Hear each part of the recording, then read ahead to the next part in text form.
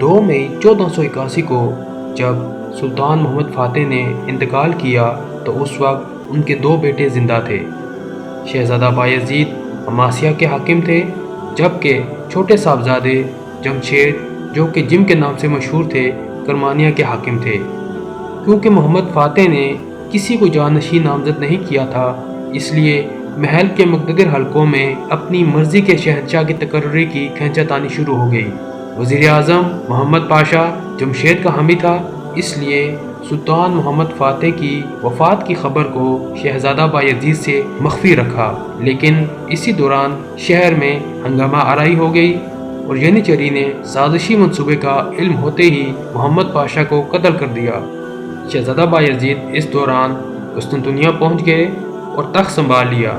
سلطان بایزید سلطنت عثمانیہ کے 8ویں حکمران تھے۔ ینیچری نے آپ کی حمایت تو کی، لیکن ساتھ ہی تنخواہوں میں اضافہ اور بخشش کا مطالبہ کر دیا۔ سلطان بایزید کو مجبوراً یہ مطالبہ پورا کرنا پڑا۔ اس کے بعد اگلے 300 برس ینیچری کے خاتمے تک یہ دستور قائم رہا کہ ہر نئے سلطان کی تخت نشینی کے وقت ینیچری کو بڑی بڑی رقمیں بطور انعام کے دی جاتی تھیں۔ یہ رسم جس قدر خزانہ شاہی کے لیے بار تھیں، اسی قدر سلاطین کے لیے باعث شرم بھی تھی۔ دوسری طرف شہزادہ جمشید اس وقت بروسہ میں تھے اور انہوں نے اپنی حامیوں کو ساتھ ملا کر سلطان بایزید سے تخت سے دستبردار ہونے کا مطالبہ کر دیا۔ سلطان بایزید نے انکار کیا تو شہزادہ جمشید نے دوبارہ قاصد بھیجا اور یہ تجویز پیش کی کہ سلطنت عثمانیہ کو 2 حصوں میں تقسیم کر دیا جائے، وہ ایشیائی سلطنت پر حکومت کرے اور سلطان بایزید یورپی سلطنت پر۔ لیکن سلطان بایزید نے اس عظیم سلطنت کی تقسیم سے انکار کر دیا، جس کی تعمیر اور وحدت کے لیے ان کے آباء و اجداد نے سخت محنت کی تھی۔ آپ نے ایک لشکر تیار کیا اور جمشید پر بروسہ میں حملہ آور ہوئے۔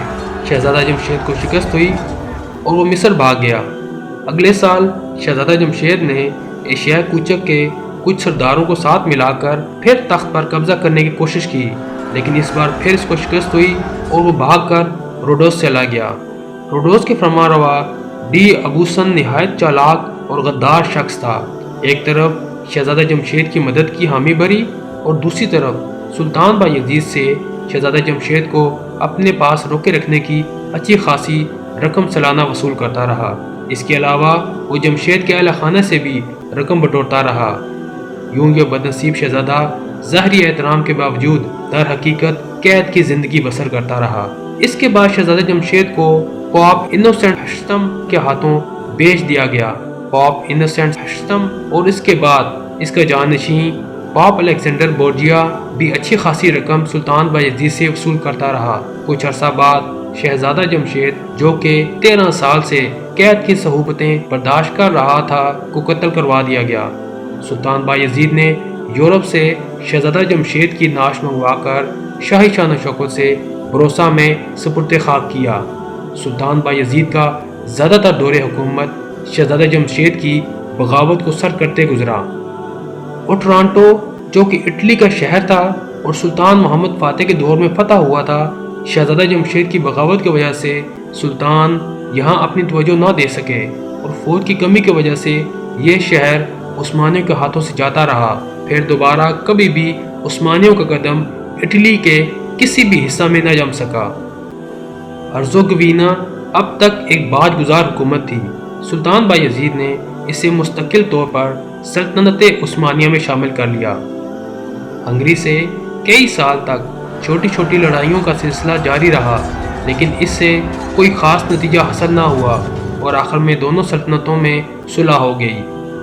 ایشیا کوچک میں مصریوں نے دست درازیاں شروع کی، جس کی وجہ سے دولت عثمانیہ اور مصر کے مملوک سلطانوں کے درمیان جنگ ہو گئی، جس میں ترکوں کو شکست ہوئی۔ اس کا نتیجہ یہ ہوا کہ کرمانیہ نے بغاوت کر دی۔ عثمانی فوجیں اس بغاوت کے شروع کرنے میں تو کامیاب ہو گئیں، لیکن مصریوں کے مقابلے میں انہیں پیچھے ہٹنا پڑا۔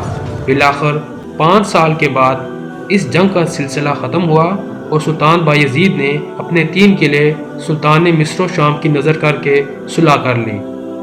موریہ میں وینس کے 3 قلعوں کو فتح کیا، جس سے یونان میں وینس کے اثر کا خاتمہ ہوا۔ 1499 میں مشہور ترکی امیر البحر کمال رئیس نے وینس کے بیڑے کو زبردست شکست دے کر لیپانٹو کی بندرگاہ پر قبضہ کر لیا۔